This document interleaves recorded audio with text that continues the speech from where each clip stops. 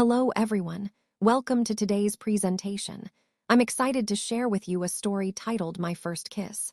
He wouldn't get off. This is a story about the beautiful awkwardness of first love and how those most embarrassing moments actually shape us the most. Today, we'll explore some funny, relatable, and heartfelt moments that remind us why those experiences are so valuable. So, let's dive in and enjoy this journey together. There's something truly universal about a first kiss. It's that chaotic mix of nerves, excitement, and honestly, a bit of confusion. We all have this ideal image in our minds, something cinematic, romantic, like the perfect ending to a fairy tale. But in reality, it's often much messier and more hilariously human. I want to highlight how these moments, even when they don't go as planned, are incredibly meaningful. They're the stories we laugh about later and the experiences that shape us. For example, there's this story called My First Kiss. He wouldn't get off, where a young woman shares her first kiss with a lot of honesty and humor. It captures that tender awkwardness of early teenage love perfectly. What's important here is that these embarrassing moments, those awkward, imperfect kisses, are often the ones that have the biggest impact on us. They remind us that love and growth don't have to be perfect to be real and memorable. Connecting this to our overall theme, it's about embracing the imperfect moments in our journeys. They are what make our stories uniquely ours. When I was a little girl, I was the classic dreamer, completely captivated by princess movies and anime love stories. I remember dressing up as Snow White and pulling my mom into my imaginary world, eagerly demanding, "Kiss the princess! You saved me!" To me, love was supposed to feel magical, soft, and perfectly timed, just like in the movies. Those stories and films gave me a clear script. Think slow music, fireworks, and building emotional tension. But as I grew older, I realized that real life doesn't quite follow that perfect script. Love isn't always magical or perfectly timed, and understanding that is a big part of my journey. So moving into 8th grade, things start to feel a bit more intense. She's dating a boy she calls Beryl. Now, he's not exactly Prince Charming, but for a shy, curious teenager, he might as well be. When her parents aren't home, she invites him over, just out of innocent curiosity, the thrill of keeping a secret, and that sense of anticipation when trying something new. They decide to play truth or dare, which is such a classic game.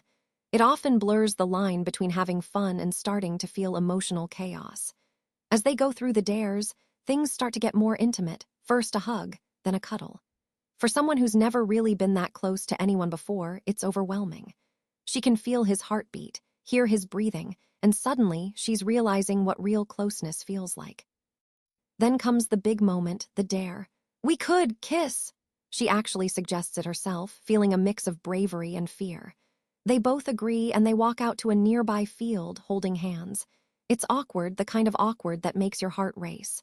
She's nervous, unsure of what she's doing, but she goes for it. And then it happens. All right, so here we have what I like to call the moment. That classic nerve-wracking moment where everything seems to pause. Their lips touch, and they stay there. Neither of them really knows what to do next. He doesn't move, and she can't breathe.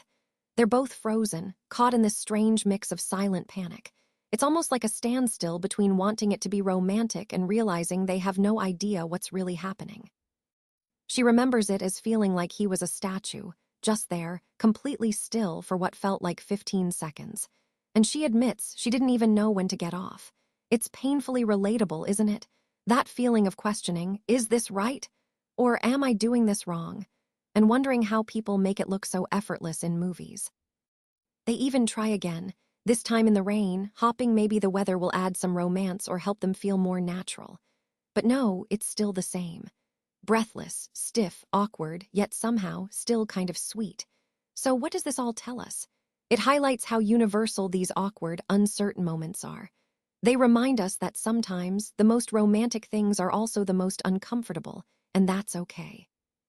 These moments connect to our larger theme about authenticity and vulnerability in relationships. It's not about perfection, but about embracing the real, imperfect moments. So on this slide, we see that the learning process often involves some awkward moments, and that's completely normal. Later in their story, both of them admit they actually watched how to kiss videos online. Yes, they studied kissing. And surprisingly, that actually helped. They practiced, improved, and eventually stopped suffocating each other. What's really charming about this is how innocent and endearing it all is. But beyond the humor, there's an important lesson. That clumsiness is a natural part of starting anything new. Whether it's love, your career, or personal growth, the first time you try something, chances are you'll mess up a little. You'll feel nervous, self-conscious, maybe overthink every move. But that's what makes the experience real. Because growth doesn't come from doing everything perfectly right the first time. It comes from trying, learning, and pushing through the awkward moments. So remember, embracing that initial discomfort is actually a sign you're on the right path to improvement. So her story doesn't end with a fairy tale. Like many first relationships, it gradually fades over time, leaving behind a mix of cute memories and a few that might be a bit painful. But here's something important. When she looks back, she does so with laughter, not regret. That's a really powerful point. It shows that even when things don't work out the way we hope, we can find a sense of growth and humor in those experiences. This highlights the beauty of those early moments in relationships. They're not meant to be perfect. Instead, they serve a different purpose. They teach us what connection truly feels like, how vulnerability works, and most importantly, that love isn't something we learn from movies. Love is something we learn through living it, including all the awkward, imperfect parts. So, in the bigger picture, these lessons hidden in innocence are what prepare us for deeper, more meaningful connections down the line. It's about embracing the whole journey, the good, the bad, and the awkward, to truly understand love and ourselves. You know, when it comes to memories, we tend to forget the perfect, polished moments and instead focus on the ones that really made us feel something. Sometimes that feeling was panic, embarrassment, or confusion. And there's a good reason for that. Those moments make us feel truly alive, unfiltered, and human.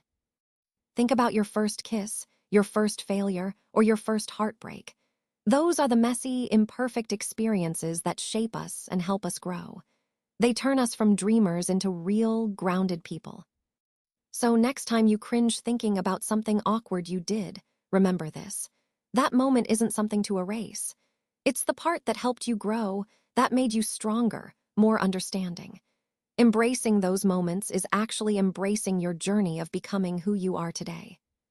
So the key idea here is that this story isn't really about the kiss itself. It's about innocence meeting reality.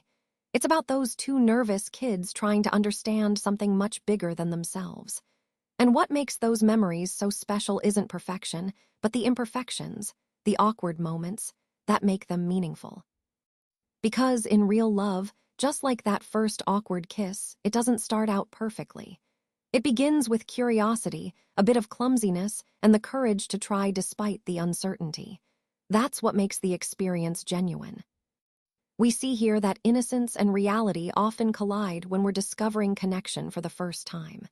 Those nervous moments, the mistakes, they're what stick with us most. And that's okay, because it's those imperfections that give our memories depth and authenticity. And finally, the idea of courage over perfection. True love isn't about getting everything right away. It's about the willingness to try, to be vulnerable, and to embrace the messiness of those early moments. It's about starting with effort, not perfection. That's what makes the journey meaningful. Let's start with the first point. First experiences are rarely perfect.